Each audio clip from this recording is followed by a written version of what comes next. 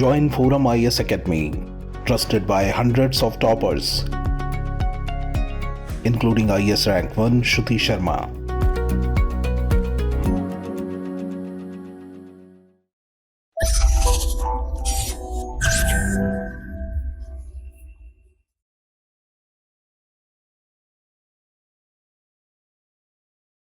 Hello and welcome to ForumIAS. Today is 15th July 2023 and these are all the articles that we are going to see today.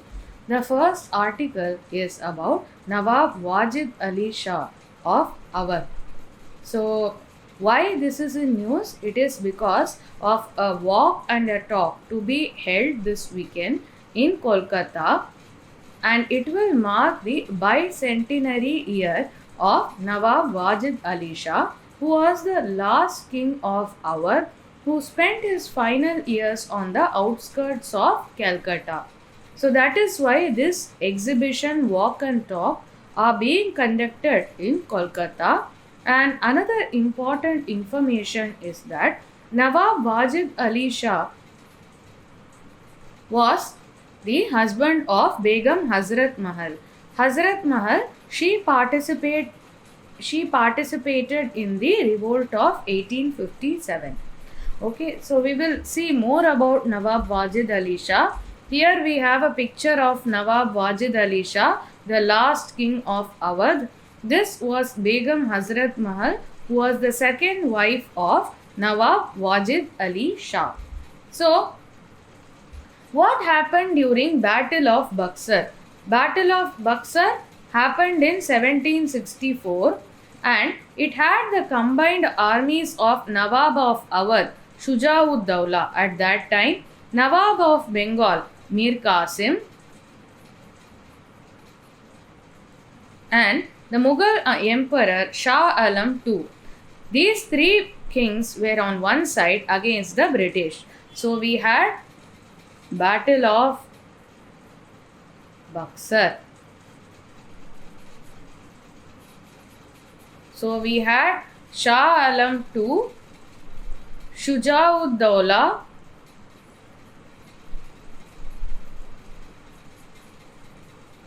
and we had Mir Qasim of Bengal. And the English East India Company was on the other side. And in this war, the English East India Company emerged victorious. After that, there was the Treaty of Allahabad and Kora, which was signed in the year 1765. So, after the defeat of the Mughal Emperor Shah Alam II, defeat of the Nawab of Awadh 𝐒𝐻𝐻𝐿𝐴, this particular Treaty of Allahabad said that the East India Company would receive rupees 50 lakh from Awadh, and both the parties would help each other in case of war with any other power. So in 1816, the Kingdom of Awadh became a British protectorate, and Wajid Ali Shah ascended the throne of Awadh in the year 1822. He was the 10th Nawab of Awadh and he was the final one. This Nawab Wajid Ali Shah, he was an author, he was a poet, he was an author himself, and he was also a patron of music, the dance of Kathak,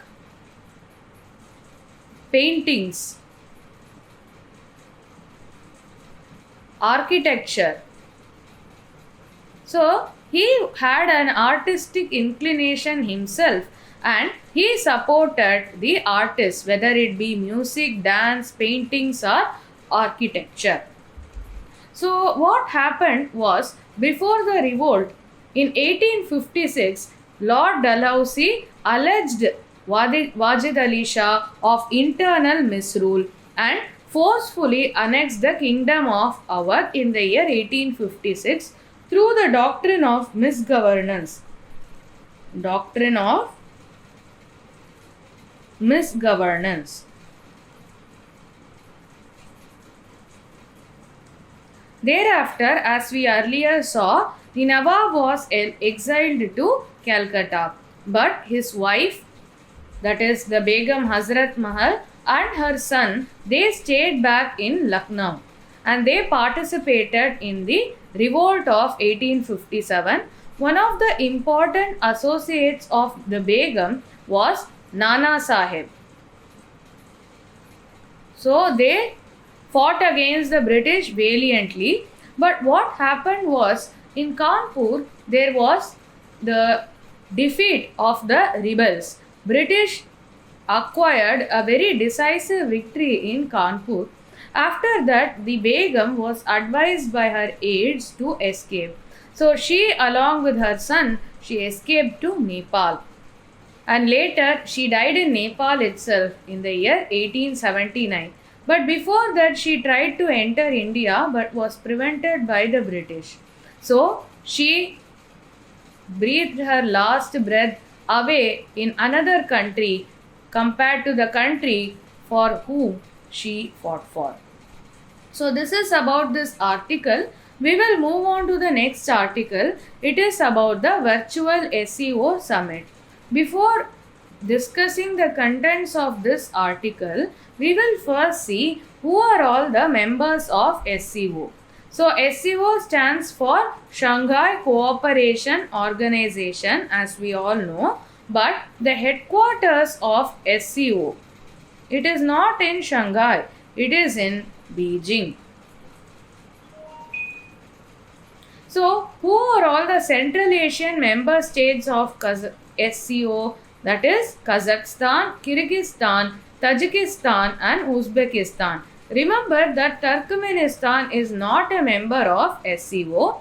Other than these Central Asian member states, we have China, India, Pakistan and Russia. And we have Afghanistan, Belarus, Iran and Mongolia as observer states of SEO. But Iran is going to be granted membership, but it has not yet been finalized. So as of now, Iran has observer status. Okay. So this is about the membership of SEO. And another thing that is being discussed in this article is the Belt and Road Initiative. Okay. So Belt and Road Initiative, as we know, it is a connectivity initiative by China and it will connect Asia, Europe and Africa. One of the regional arms of this BRI is the CEPAC, that is the China-Pakistan Economic Corridor, which passes through the state of Jammu and Kashmir, especially the Gilgit-Baltistan region, which belongs to India but is being governed by Pakistan. So, India has been vehemently opposing both the China-Pakistan Economic Corridor as well as the Belt and Road Initiative on the whole, because this BRI, it also passes through the 𝐂𝐡𝐚𝐬𝐴 region of India, which is a part of the Union Territory of Ladakh, and it is a sovereign territory of India which is under the illegal occupation of China. So, in principle, opposition is being provided by India in BRI as well as China-Pakistan Economic Corridor. So, these are all the information that you have to hold first in order to understand the wider points that are being discussed in this article. So, India is holding the SEO presidency now. So, when India is holding G20, the G20 summits happened with much fanfare in India. But though India is holding the SEO presidency, there is only a virtual summit of SEO. That shows what is the changed attitude of India towards the organization SEO. So, how much India invested in SEO? India became a full member of SEO in 2017 and 134 meetings and events were convened by India during SEO presidency. This much has been invested by India in the organization of SEO. When India got the membership of SEO, our Prime Minister Narendra Modi, he held the belief that he could reach a modus vivendi with Chinese President Xi Jinping. Modus vivendi means way of life. that is the new normal. If we are to join SCO, there will be a new normal between the relation between India and China.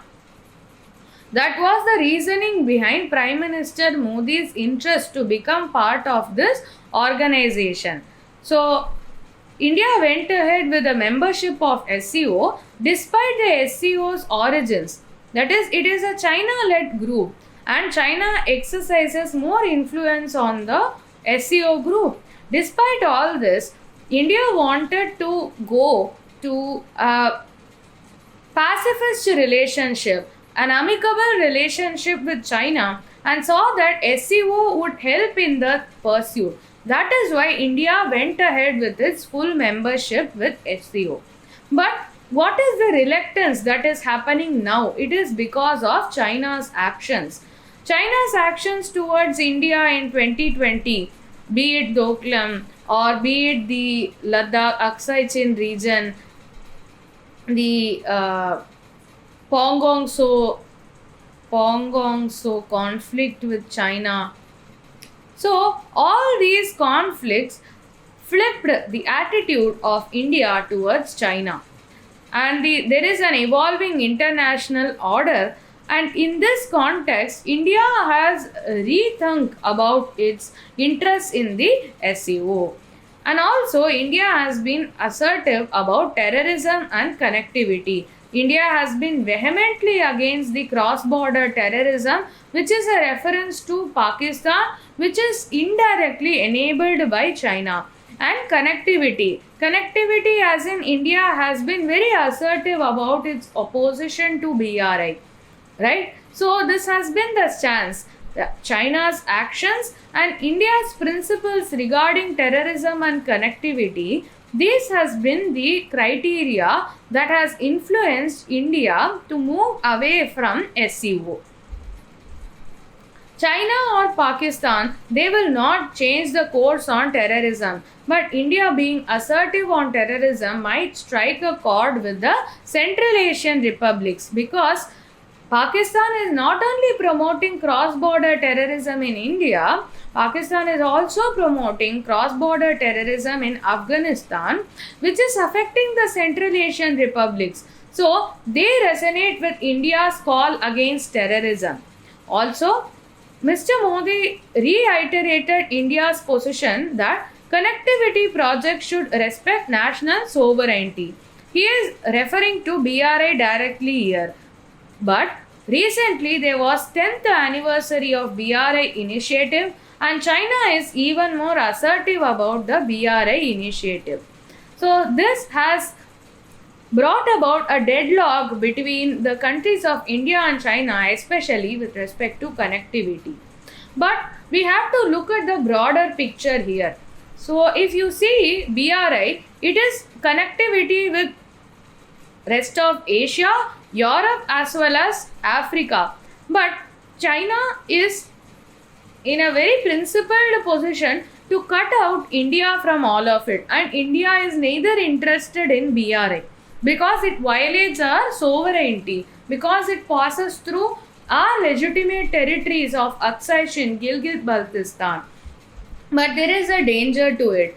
China will integrate Eurasia and shut India out of the region with Pakistan's active support. This will happen. So then what will India do about connectivity, right? Even though BRI is a sign of debt trap diplomacy. What is it? BRI, debt trap diplomacy. That is what happened in Sri Lanka. Sri Lanka is not associated with SCO. I'm just giving an example. The Hambantota port was developed with Chinese assistance. But when Sri Lanka was unable to repay that loan to China, China came in to take out the assets of Sri Lanka in return for that loan. So this is called as debt trap. And this technique that is used by China is termed as debt trap diplomacy. It not only happened in China, it happened in several countries, including African countries. Though the Central Asian republics are aware of China's tactics of debt trap diplomacy, they also want development, they also want connectivity. So they are not actively opposing BRI, but India is, and India is at the risk of being cut out from the entire Eurasia by China. And India is using Buddhism as a connecting point with Central Asia, but that is not enough. As India's response to BRI, India started developing the Chabahar port in Iran. But this project has not attained a lot of takeoff. It has not developed at a pace it needs to be developed. Okay, and there needs to be active air corridors with the Central Asian republics, and there should be a pragmatic policy towards Afghanistan. That doesn't mean recognition of Taliban, but this needs to be done. If China is very aggressive with respect to BRI, then India also has to step up its game. It also has to improve its diplomatic game. So we know where Chabahar is, right? It is in Iran, somewhere here. But it hasn't developed at the pace BRI is developing. So the author of this article also says this Chabahar port, the connectivity initiatives, connectivity, that is, we have the Connect Central Asia initiative. Connect Central Asia initiative by India. So these initiatives have to be taken seriously by India if we have to put up a legitimate fight against the BRI initiative.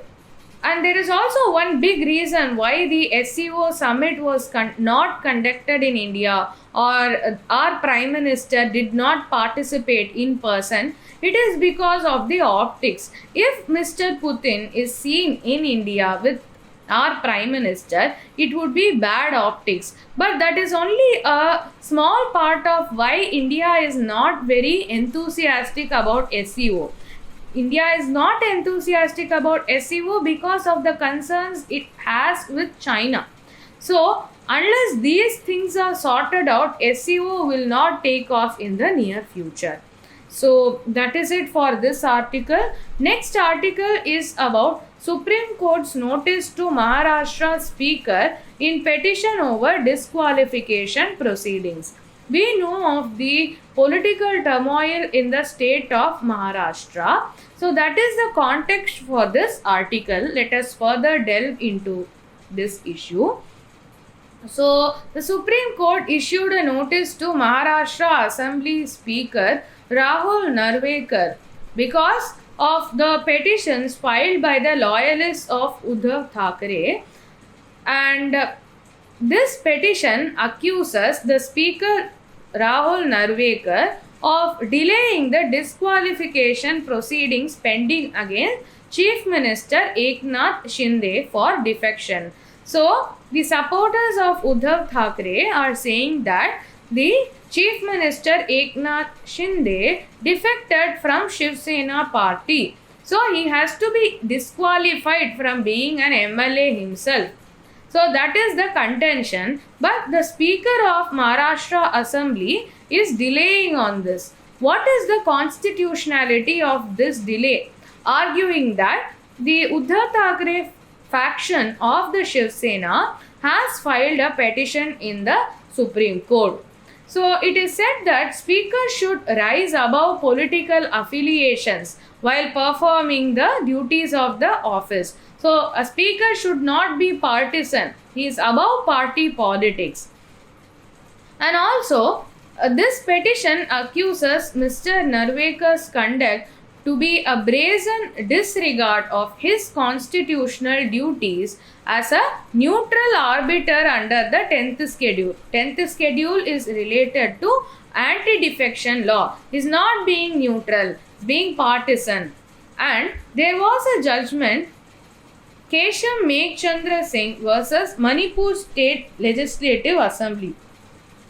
In this particular ruling, the court had said that the disqualification petitions can be pending only for 3 months.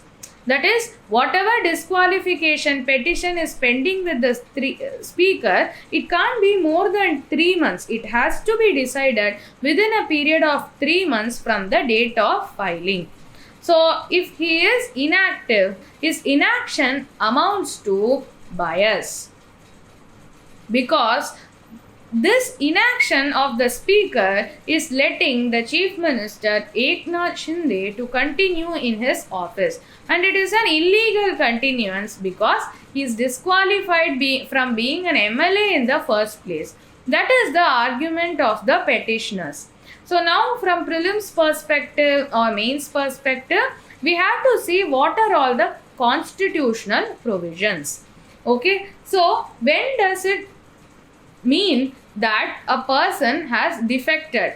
If an elected member gives up membership of a political party voluntarily, if he votes or abstains from voting in the house contrary to any direction issued by his political party, that is, the whip will issue the direction. If a particular member, that is an MLA or an MP, goes against the direction of the whip, then it is considered as defection. If any member who is independently elected joins any party, they cannot join any party ever. If any nominated member joins any political party after the end of 6 months. So, a nominated member is allowed to join a political party, but within 6 months of them being nominated. Beyond that, if he or she joins a political party, then it automatically means that they are a defecting member. And the decision on disqualification on ground of defection is referred to Speaker or Chairman of the House, and this decision is final.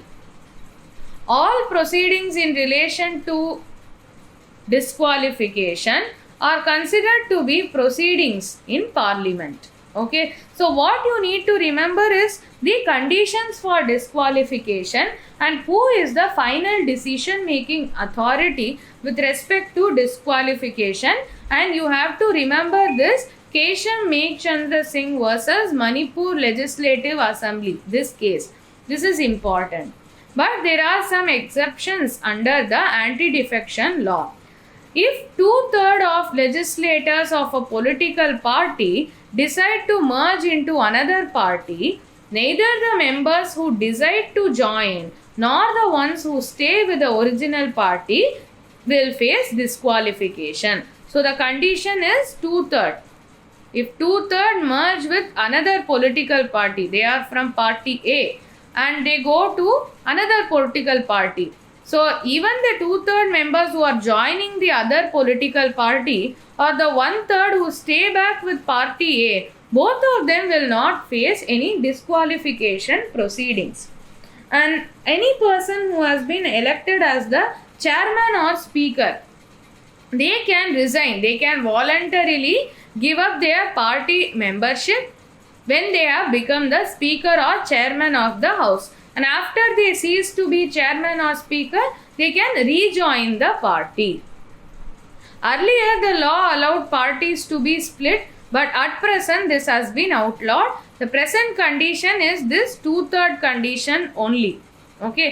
Even in this case, when they act according to if they don't act according to the directions of whip, it has to be agreed upon by the party chief. Say for example, there is an MLA. The whip asks to vote against a law, but he votes in favor of the law. So he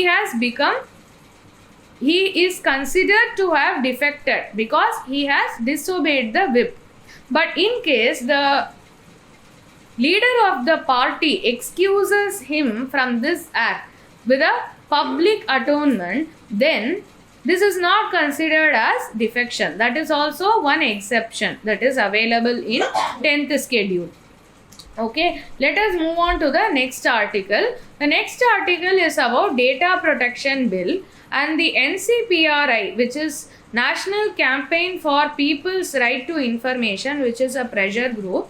They are saying that the upcoming Data Protection Bill, which is going to be introduced in the Parliament, it restricts RTI Act. It dilutes the Right to Information Act. That is what is being accused by the pressure group NCPRI. We will see more about the news. Okay. So, the major part that we need to focus is that, so the version of Digital Personal Data Protection Bill, it would eliminate the majority of Section 8, Clause I, Subclause J of the RTI Act. So this there is a section in the Data Protection Bill that would supersede the Section 8, Clause I, Subclause J of RTI Act. So first of all, we have to understand what does this Section 8, Clause I, Subclause J say. So it says that personal information cannot be disclosed under RTI Act which has no relationship to any public activity or interest, or which would cause unwarranted invasion of privacy of individual unless larger public interest justifies the disclosure of such information. So what does this mean? Under RTI Act, personal information cannot be disclosed under normal circumstances. But if public interest justifies it, then personal information can also be disclosed. But there is a section in Data Bill that says that even if it is a public emergency, even if the public interest justifies the revelation of personal data, then also personal data cannot be disclosed. That is, it removes all these caveats prohibiting government agencies from sharing private information of any kind regardless of the public interest it may entail. Even if there is public interest in disclosing a private information, then also such a private information will not be disclosed. That is under the Draft Data Protection Bill. And this overrides the Right to Information Act, which is a cause of concern. So whenever we request for some information under the RTI, if the government refuses to provide that information, citing this section of Data Protection Act, saying that this is a personal information, it can't be disclosed regardless of whether there is whether there is a public justification or not, then what would happen to RTI? Any information can be blocked citing this clause in the Data Protection Bill, right? So, the Data Protection Bill negates the sharing of private information even if there is a public justification for disclosing such a private information. As a result, the RTI Act can be misused. It can be superseded by the upcoming Data Protection Act, and the pressure group NCPR has raised objections against it. Now we will see the final article of the day. It is about the 81 bond issue of SBI. So it says that there is a dismal 81 bond issue by SBI. Okay. So what does this mean? SBI raised only 3,100 crore against an issue size of 10,000 crore. So, which is clearly evident of markets dampening sentiment against the 81 bond. Why there is no uptake of this 81 bond? We will see now. What is 81 bond? Additional Tier 1 bond, that is 81 bond. So this 81 bond is unsecured, that means there is no collateral. They are perpetual bonds, which means there is no maturity. So say there is an 81 bond by SBI for 100 rupees, and if I buy this bond, say there is 10% interest, 10% per annum interest on this bond. So what will happen is, every year I will be getting this 10%. 10% of 100 rupees is 10 rupees. Every year I will be getting 10 rupees. But there is no maturity of this bond. I will get it for as long as I am alive. it will not be redeemed. It is not redeemable generally, but there is a caveat, I'll let you know. Okay, so they are perpetual bonds. That means they don't have maturity. Why these bonds are issued? They are issued by the banks to shore up their core capital base to meet the Basel III norms. As per the Basel III norms, there has to be a capital base. We are aware of tier 1 capital, tier 2 capital, right? So, banks should have a capital base. In order to raise capital to cover that capital base, in order to meet the Basel III norms, these AT1 bonds are issued. So there are two routes through which these bonds can be acquired. Initial private placement offers of AT1 bonds. Private placement means only selected people can buy. Only for them the buying option of AT1 bond is there. Then there is secondary market. Whoever possesses an AT1 bond, they can sell it in the secondary market. So, by two ways one can acquire AT1 bond, and it will pay a slightly higher rate of interest compared to other bonds because it is a perpetual bond, and this is mainly used for setting aside additional capital for banks. Generally, they have a higher interest rate. And these bonds are also listed and traded on stock exchanges. So this particular AT1 bond holder, they can sell it in the secondary market. That's why I already said that AT1 bonds can be acquired from secondary market also. Generally, the AT1 bonds they don't have maturity, but it is up to the issuing bank to have an option to recall AT1 bonds issued by them after 5 or 10 years, which means they can buy back the AT1 bonds. That is, the bonds are redeemed. There is an option for redeeming them after completion of 5 or 10 years, but that is completely up to the bank. And this AT1 bonds, why they have higher interest rate? Because of this. They can skip interest payouts for a particular year, or they can even reduce the bond's face value, which means they can reduce the face value of this bond to be 90 rupees. Then if I receive 10% per annum, then it will be only 9 rupees. So these bonds are very flexible. That is why they need to provide higher interest rate to attract the investors. And these AT1 bonds are regulated by RBI. Generally, market instruments are regulated by SEBI, but AT1 bonds are regulated by RBI. And if RBI feels that a bank needs a rescue, it can simply ask the bank to write off its outstanding AT1 bonds without consulting its investors. That means the bank can unilaterally say that, look, I am not going to pay any interest for your AT1 bond. That is also possible. So, from an investor's point of view, investing in an AT1 bond is risky. Because it is a risky instrument, higher interest rate is offered on AT1 bond. Okay. So, that's it about AT1 bonds. We will see some PYQ. Consider the following statements. Most of India's external debt is owned by governmental entities. This is wrong. Most of India's external debt is owed by private entities. Government debt to other countries. Government's external debt is very minimum. So, this statement is wrong. All of India's external debt is denominated in US dollars. Most of India's debt is denominated in US dollars, not all. Some might be in the form of Japanese yen also. Some might be in the form of pound sterling also. Some might be in the form of euros also. Not all of India's external debt is denominated in US dollars. Which of the following statements are correct? Both are not correct. So answer is D. Neither one nor two. Next question. Which of the following is not included in the assets of commercial bank in India? So the answer for this is deposit, B.